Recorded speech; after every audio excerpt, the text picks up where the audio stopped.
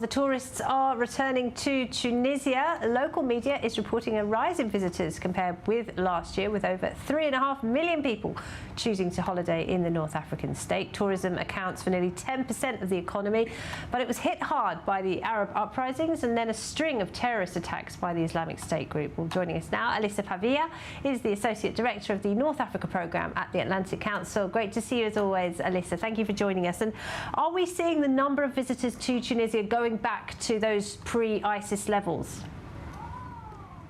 Hi, Laura. It's great to be back.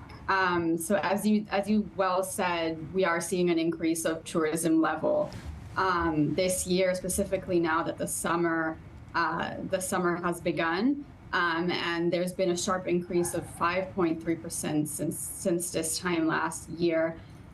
We may be seeing the level rising to those of the pre-2016-2015 era, when tourism was about 5 to 6 million people each year, whereas now we're at 3.37 million people that have reached Tunisia. But it is still early on in the summer stages. And as we can see from the picture, beautiful country, beautiful cities, beautiful beaches. You can see why people would want to go there. However, it does have its political issues as well, doesn't it? Notably, a strongman president in the form of Kais Saied. Yeah, so we've discussed this many times before in this program. President Kais Saied is quite a controversial figure right now in Tunisia. He's been in power since 2019, and he has been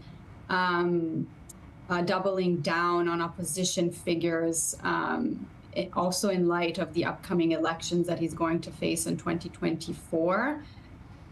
So whether or not this increase in tourism is also thanks to him, it's very difficult to say, but it's probably unlikely that it's thanks to anything that he's enacted so far. In fact, critics have said that he hasn't been investing enough in the tourism sector in Tunisia. And as you said, Tunisia is a very popular destination because of its location, because of its beautiful beaches and affordable luxury resorts, and so it is more likely that it has to do with Tunisia just being a popular destination than anything that the president has himself enacted. And of course, Tunisia has a small Jewish community. A synagogue came under attack, didn't it, shortly after October 7th. How is the Jewish community faring there, given all the tensions surrounding the war in Gaza? The Jewish community is increasingly under pressure. There have been a number of incidents that are pointing in the direction of an increase in anti-Semitism in Tunisia.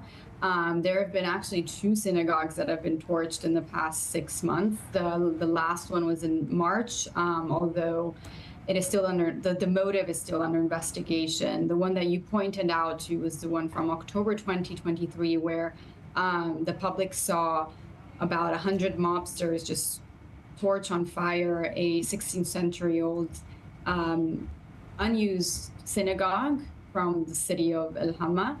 And before that, even before the outbreak of the Israel-Hamas war, President Kais Saied came out with a very controversial statement with regards to Storm Daniel, which was the storm that hit Libya in September, causing thousands of deaths.